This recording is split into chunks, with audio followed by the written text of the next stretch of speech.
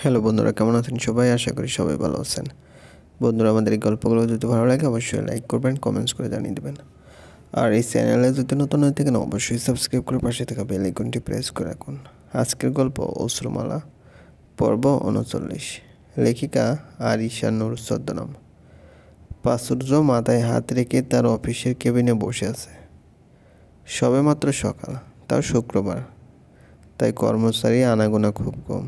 4-5 জন কর্মচারী এসেছে মাত্র। আজকে অফিস বন্ধ।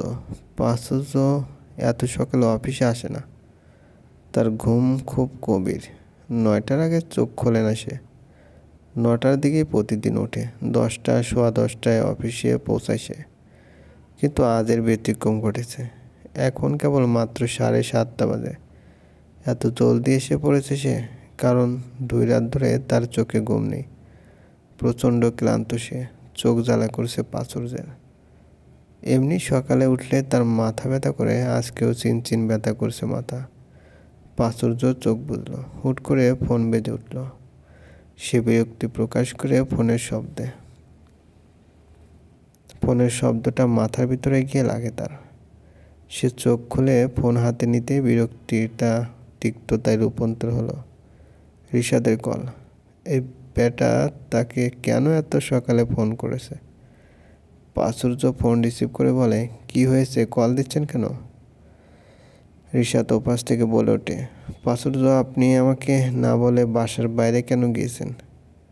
প্রাচুর্য কটমট করে বলে, সিরিয়াসলি? আপনার মনে হয় শেখ প্রাচুর্য আপনার পারমিশন নিয়ে বাইরে যাবে? অবশ্যই। মাই ফুট না, আপনি বাধ্য প্রাচুর্য। বারবার ভুলে যান কেন? রিশাদ, আপনি কিন্তু সীমা লঙ্ঘন করছেন। আপনি কি আমার সম্পর্কে কিছু জানেন না? জানেন না আপনি? আমি কত বড় বিজনেসম্যান। স্টিল আপনি আমার সাথে লড়তে এসেছেন। ফলাফল কিন্তু ভালো হবে না। রিশাদ রিল্যাক্স মুডে বলে, দেখেন ভাই, আপনি এখন আমার হাতের কাঠপুতুল। আমি যা বলবো তাই করতে হবে। I will kill you. দাঁতে দাঁত চিপিয়ে প্রাচুর্য। রিশাদ হো হো করে হেসে ওঠে, বলে, এত মেজাজ ভালো না প্রাচুর্য ভাই। স্বাস্থ্যের জন্য ক্ষতিকর হলো রাগ। রাগ রাগ কম করবেন। বলে যাবেন না আপনার হবু বউয়ের ইজ্জত আমার কাছে। প্রাচুর্য ফোন বাম কান থেকে ডান কানে নিতে নিতে বলে, কোন দিন যে তোকে নিজের হাতে মাইরা ফেলাই সেই ভয়ে থাকে হারামজাদা। গালি দিবেন না প্রাচুর্য, আমার রাগ উঠলে কিন্তু ক্ষতি আপনারই হবে।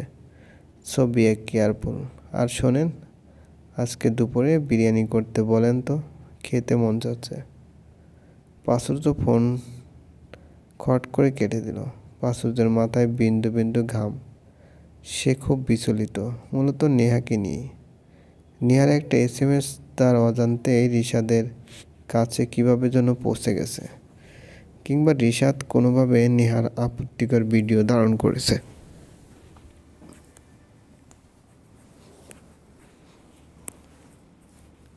সেই SMS দেখিয়ে রিশাদ তাকে ব্ল্যাকমেল করে, তার বাসায় আশ্রয় নিয়েছে।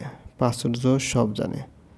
রোদেলার সাথে রিশাদ কী করেছে সব জানা সত্ত্বেও সে কিছুই করতে পারছে না রোদেলাকে সাহায্য করতে। রোদেলাকে সাহায্য করার চাইতে তার কাছে নেহাকে সেভ রাখা বেশি দরকার। সেদিন রাতেই সে নিজেই রিশাদকে জানিয়েছিল পুলিশ গোডাউনে অ্যাটাক করবে।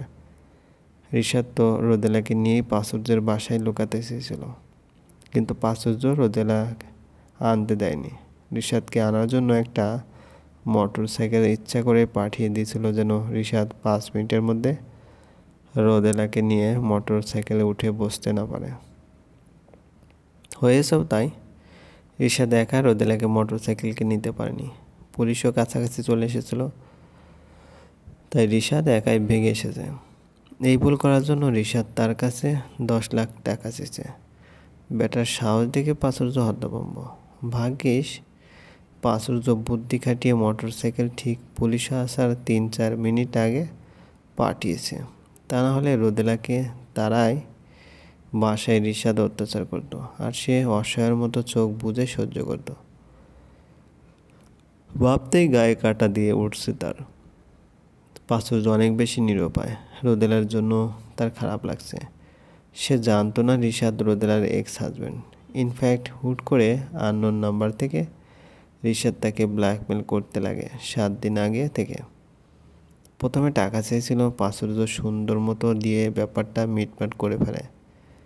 কিন্তু রোদেলাকে কিডন্যাপ করার দিন আবারও তাকে ব্ল্যাকমেল করে নিজের অপকর্মের সাথে প্রাচুর্যকে জড়িয়ে ফেলে রিশাদ। অনিশ্চয় সত্ত্বেও রোদেলা ফোন তার বেডরুমে রেখে আসে। প্রাচুর্য এখন পর্যন্ত যা যা করেছে সব রিশাদের নির্দেশে, কারণ ব্যক্তিগতভাবে তার রোদেলার সাথে কোনো শত্রুতাই নেই। আবেগের সাথে আগে ছিল, কিন্তু সেই শত্রুতার মাত্রা এতটাও বৃহৎ না যে আবেগের এত বড় ক্ষতি করবে সে।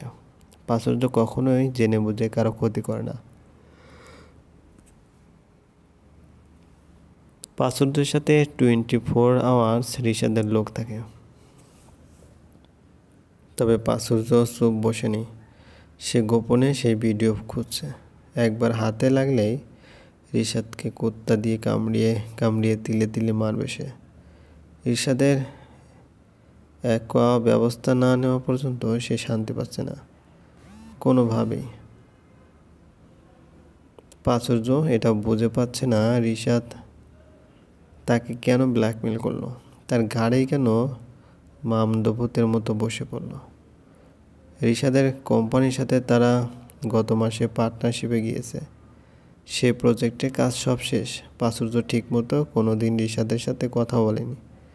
তারপরও কেন রিশাদ তাকে টার্গেট করলো কে জানে। প্রাচুর্য আবারও চেয়ারে হেলান দিল। 7 দিন পর তার বিয়ে, অথচ মাথায় এত লোড কীভাবে সব হ্যান্ডেল করবে সে।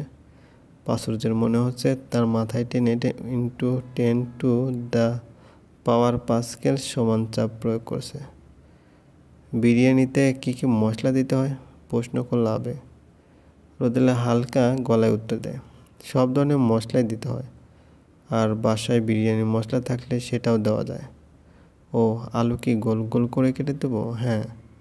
আচ্ছা, আর পেঁয়াজ বাটতে হবে? না, ফ্রিজে বাটা পেঁয়াজ রাখা আছে। আবেগ সব শুনে বলল, তাহলে রান্না বসিয়ে দিই। রোদেলা মাথা নাড়িয়ে আবেগকে সায় দেয়। আবেগ খুব উৎসাহের সাথে চুলা জ্বালালো। চুলায় হাঁড়ি বসালো। আজকে কাচ্চি বিরিয়ানি করা হচ্ছে। আবেগ ঠিক করেছে আজকে সে রান্না করবে, আর তাকে হেল্প করবে রোদেলা। রোদেলা মাংস ধুয়ে রান্না বসালো। আবেগ রান্না করবে বললেই শেষমেশ রোদেলাই রান্না করলো। 8 ঘন্টার বেশি রান্নাঘরে থেকে আবেগের অবস্থায় যায়। পেঁয়াজের ঝাঁজ, রান্নার ঝাঁজে তার নাকের অবস্থা করুন। শীতেও সে ঘেমে গেছে। আবেগ রান্নাঘরে আসে না বলেই চলে। রোদেলা মাংসের মধ্যে পোলাও ঢেলে দিয়ে নাড়তে লাগলো। চুলার উত্তাপে থাকা যাচ্ছে না। আবেগ একটা হাসি দিয়ে বলে, তোমরা মেয়েরা এতক্ষণ কীভাবে রান্নাঘরে থাকো? শীতকালে আমার এই অবস্থা, জানি না গরমে আসলে কী অবস্থা হবে। রোদেলা মৃদু হাসলো, কিছু বলল না। সে রান্নায় মনোযোগ দিল। আবেগ বারবার উপরে তাকাচ্ছে, তা দেখে রোদেলা বলল, উপরে তাকিয়ে কি দেখছো? আবেগ উপরে তাকিয়ে থেকে চিন্তিত গলায় বলে, ভাবছি রান্নাঘরে একটা ফ্যান লাগাবো, বাইরে থেকে বিদ্যুৎ সংযোগ এনে মাঝখানে সিলিং ফ্যান বসাবো। রোদেলা প্রথমে ব্রু কুঁচকালো, তারপর শব্দ করে হেসে বলে, রান্নাঘরে কেউ কোনোদিন ফ্যান লাগায় নাকি? তোমাদের জন্য এই প্রয়াস, যেন গরমকালে বেশি গরম না লাগে। রোদেলা হাসি থামিয়ে বলে, দরকার নেই, আমরা মেয়েরা রান্নাঘরে চুলার উত্তাপে অভ্যস্ত। তুমি যে আমাদেরকে নিয়ে ভেবেছো এটাই অনেক। এবার রুমে যাও। তোমার চোখ লাল হয়ে গেছে। চোখ কি খুব জ্বলছে তোমার? কিছুটা। রোদেলা নিজের ওড়না দিয়ে আবেগের কপালের ঘাম মুছে দিল। আবেগ মুগ্ধ দৃষ্টিতে রোদেলার দিকে তাকিয়ে থাকে। এতে রোদেলা লজ্জা পায়। সে এক প্রকার জোর করে আবেগকে রান্নাঘর থেকে ডেকে রুমে পাঠিয়ে দেয়। আবেগ যেতে চাচ্ছিল না, কিন্তু তার সহধর্মিণীর সাথে কথাও পেরে উঠতে না পেরে রুমে গিয়ে বসে পড়ে। রোদেলা মুচকে এসে চুলার আঁচ কমিয়ে দিল। তারপর ডাইনিং রুমে গিয়ে ফ্রিজ খুলে ঠান্ডা পানির বোতল বের করে নিজের রুমের দিকে পা বাড়ালো। ঠান্ডা পানি দিয়ে চোখ তুলে আবেগের আরাম লাগবে। রোদেলা রুমে গিয়ে দেখে আবেগ ফোনে কথা বলছে। ফোনে কথাবার্তা শুনে বুঝতে পারলো কোনো পেশেন্টের সাথে কথা বলছে। আবেগ ইশারায় রোদেলাকে জিজ্ঞেস করলো সে কেন এসেছে। রোদেলা কিছু বলল না, শুধু একটু হাসলো। কালকে রাতটা তার খুব ভালো কেটেছে। প্রায় ভোর পর্যন্ত সে আর আবেগ গল্প করেই কাটিয়েছে। কত পুরনো কথা, গল্প, হাসাহাসির মাধ্যমে রাত পার হয়েছে। আবেগ ফোন রেখে বলে, কি হয়েছে? ঠান্ডা পানি দিয়ে চোখ ধো, আরাম পাবে। Thank you so much. আবেগ সত্যি সত্যি চোখ ধুয়ে আসলো। রোদেলা ততক্ষণে আবারও রান্নাঘরে চলে গেছে। আবেগ রুমে এসে সমুদ্রকে কোলে নিল। আবেগ মনে মনে ভাবছে, সমুদ্র যে কবে বড় হবে, কথা বলা শিখবো কবে, হাঁটাই না কবে শিখবে, আর কতদিন পর তার মুখ থেকে বাবা ডাক শুনবে। আচ্ছা, সমুদ্র তো একসময় অনেক বড় হয়ে যাবে, তখন আবেগ বুড়ো হবে, সমুদ্রের বিয়ে দেবে তারা। ভাবতে কি অদ্ভুত লাগছে তার। তার এই ছোট্ট রাজপুত্র একদিন নিজের সঙ্গে করে একটা রাজকন্যা আনবে। এসব কি আদৌ সম্ভব? সে কি সমুদ্রের বিয়ে দেখে যেতে পারবে? পরক্ষণে আবেগ নিজেই বলে ওঠে, অবশ্যই পারবো, সমুদ্রের বিয়ে আমি সেনাকুঞ্জে দেব। তারপর নিজেই আনমনে হেসে দেয়। দুপুরে নামাজের পর সবাই খেতে বসলো। রোদেলা সবাইকে পরিবেশন করে দিল খাবার। বিরিয়ানির প্রশংসা সবাই করলো। এমনকি মামি নিজেও বলে ওঠে, বিরিয়ানিটা তো খুব মজা হয়েছে। রোদেলা মনে মনে খুব খুশি হয়। খাওয়া শেষ করে গল্পের আসর পাতানো হলো। তখন 3:30 বাজে। আজকে গল্পের আড্ডায় ইমতিয়াজ সাহেবও আছেন। ঠিক 4টায় বেল বেজে উঠল। প্রতিদিনের মতো ইভানাই গেট খুলতে গেল। এই বাসায় গেট খোলার দায়িত্ব হলো ইভানার। মনে হয় বাড়ির সবার ছোট সদস্যের ওপর এই দায়িত্বের বোঝা ঝুলে থাকে। সে গেট খুলে মুচকে আসলো। অথৈ এসেছে। রোদেলাই ডেকেছে। অথৈয়ের বাসা ফার্ম গেটে। আবেগদের বাসা আর অথৈয়ের বাসার মধ্যে রিকশায় গেলে 15 মিনিটের মতো লাগে। অথৈ বিড়ালের মতো পা ফেলে রোদেলার রুমে আসলো। তাকে দেখে রোদেলা খুব খুশি হয়। সেই সাথে আরেক জোড়া চোখও শান্তি পায়। সন্ধ্যা পর্যন্ত আড্ডা দিয়ে অথৈ যেতে গেলে আগের দিনের মতো মেঘ তার পিছনে আসে। আজকে অথৈ আর মানা করে না। শুধু তাই না, আজকে রিকশায় অথৈ আর মেঘের মধ্যে কথা হয় বেশ। দুজনের মধ্যে দূরত্বটা কিছুটা হলেও কমে আসে। এর সম্পূর্ণ ক্রেডিট মেঘের। সে ইচ্ছে করে অথৈকে রাগিয়ে তার সাথে কথা বলতে লাগে।